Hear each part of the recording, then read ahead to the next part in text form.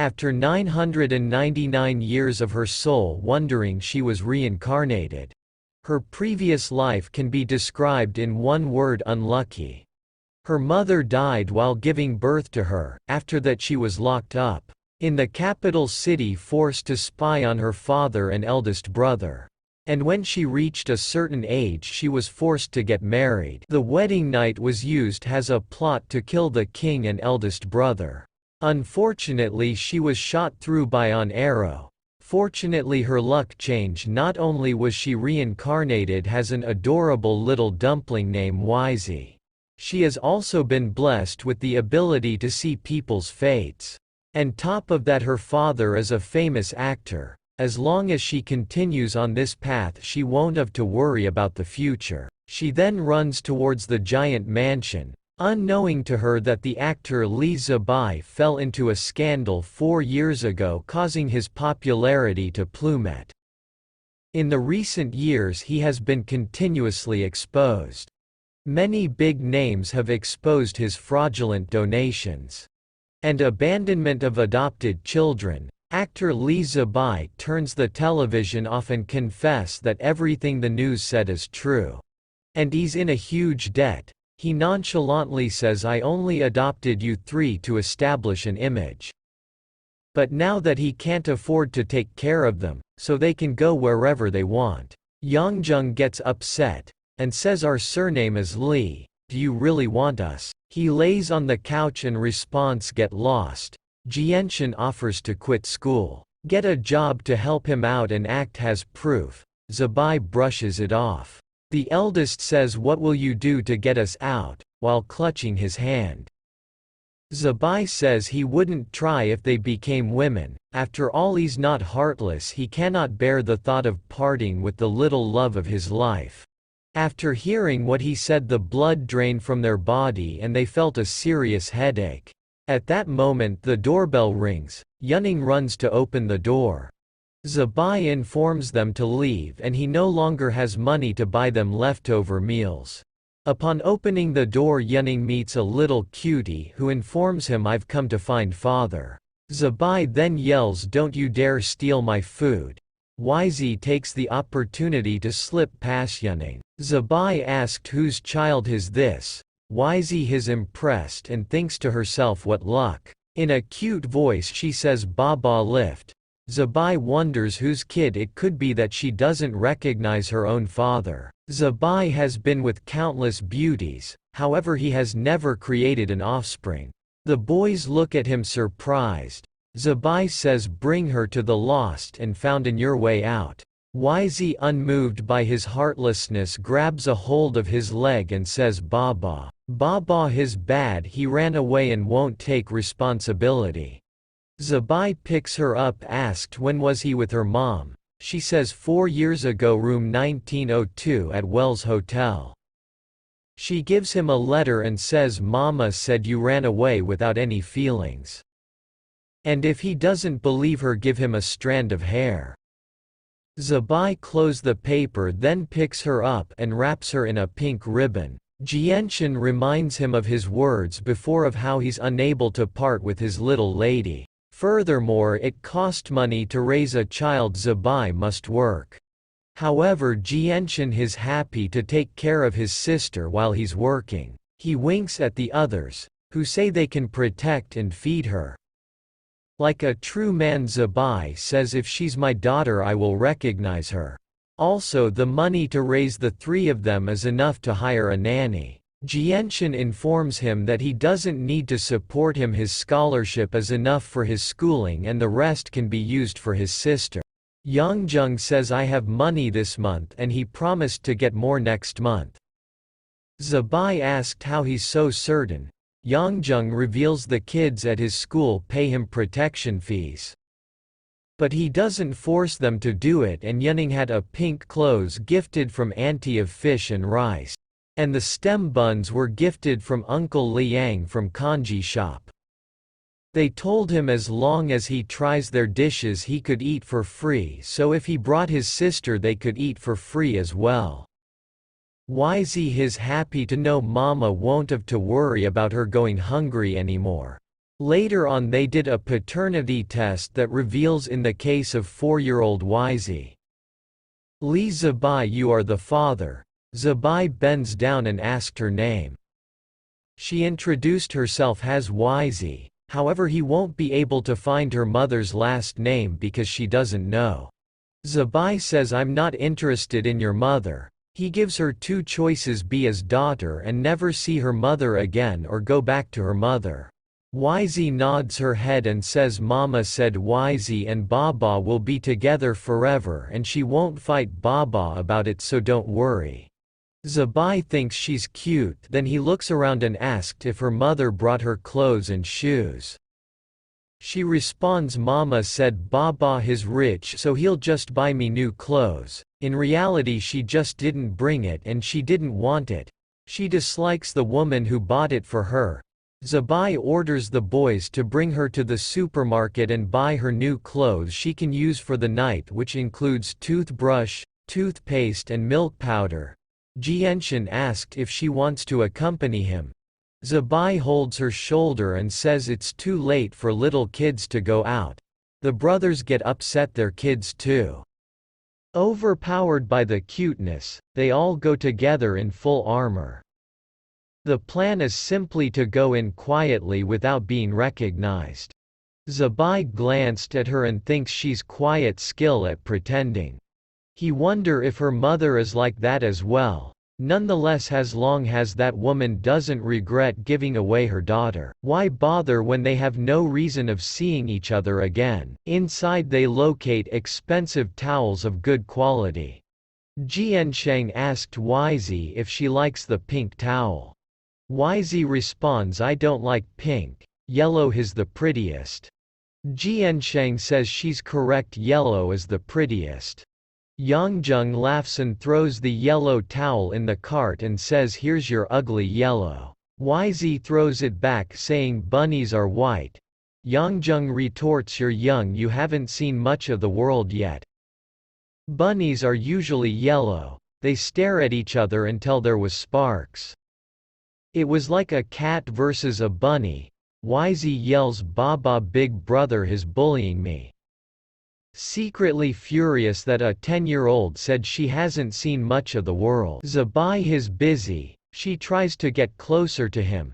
Yangjung sighs and squeezes her cheeks and says, be careful not to wet your bed. Zibai appears behind them, which startles Yangjung. Zibai orders them to stop playing around. Zibai receives an unknown call. His face furrows. He answers. The caller says, Li Zibai, you still have the mood to go to the supermarket. It seems you still haven't reached the point of desperation.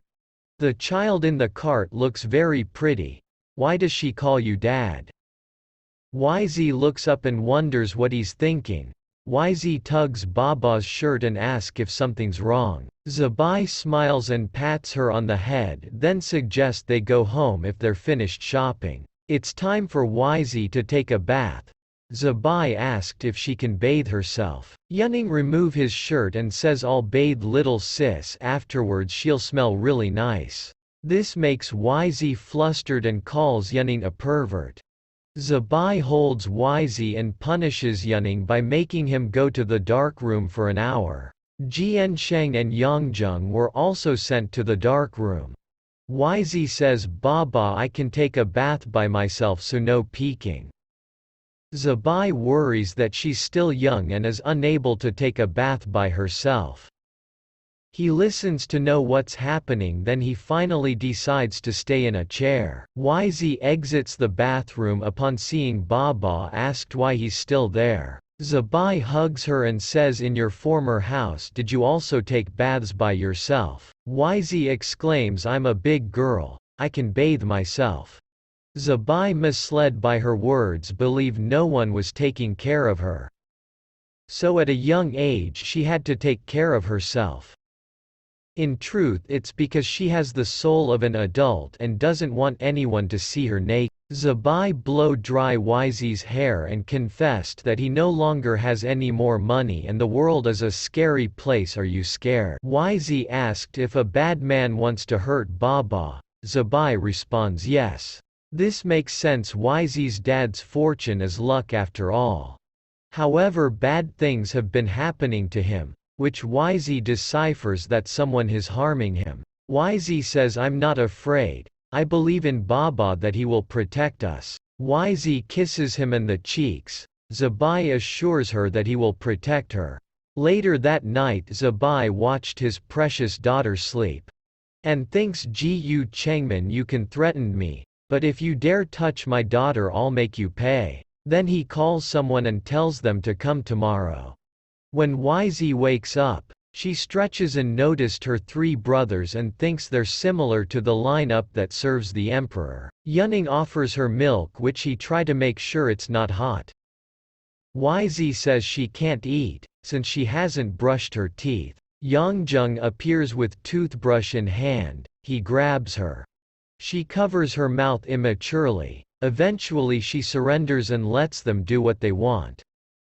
YZ leaves the room looking fresh and flawless. Then she accidentally overhears a lady saying Gu Chengman from Xinga bought Zabai's former agent. They signed a yang contract behind his back and is on the run for tax evasion. He has a vendetta against Zabai and has framed him for all of it. The lady asks if he's willing to cooperate with her. Zabai honestly says, "I have nothing. All advertising contracts have been terminated. Films and contracts cancelled, but I don't care about that." However, he wasn't aware of the damage it would entail. Recently Zabai heard news that reality shows are popular. The lady reminds him he's never been to a variety show and they're all scripted. Anis made it a statement to never be a part of one. And another thing is, no variety show has invited him. But there is not so famous love show that has always sent him invitations. Zabai surprised her by saying, "Get in touch with the variety show. The higher the pay the better. They have already collected all the fines." She informs him if he needs money he'll give him. He responds in a manly tone, "I need to earn it for myself to raise my daughter," causing her to spit her tea out. Xie exclaims, "Are you messing with me? Where did you get a daughter and why don't I know about this?"